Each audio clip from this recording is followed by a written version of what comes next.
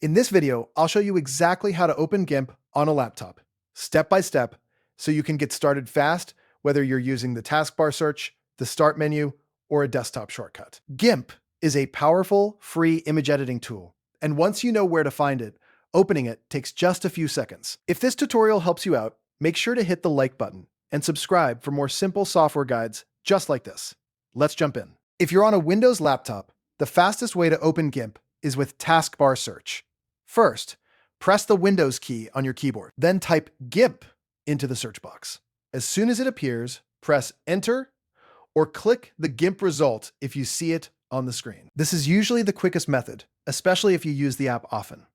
Another easy method is using the Start menu. Click the Start button in the bottom left corner of your screen, then look through your apps list, scroll down until you reach the letter G, and then click on GIMP when you see it. If your app list is long, this can take a moment, but it's a reliable way to find the program.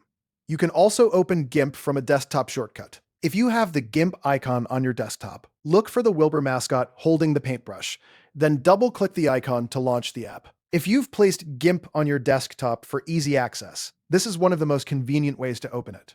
Now, if GIMP takes a long time to load the first time, don't worry. The very first launch often takes longer because it has to search for and load all of your system fonts.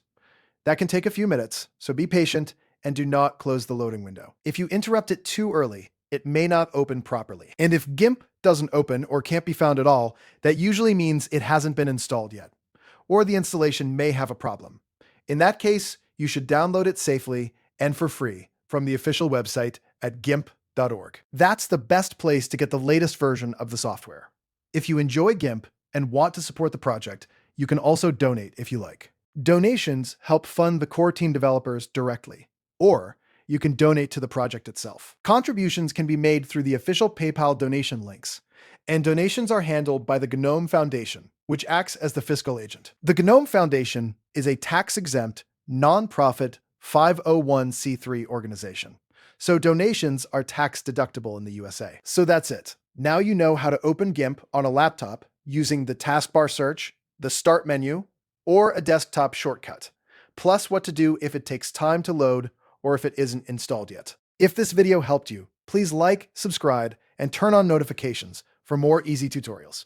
Thanks for watching, and I'll see you in the next one.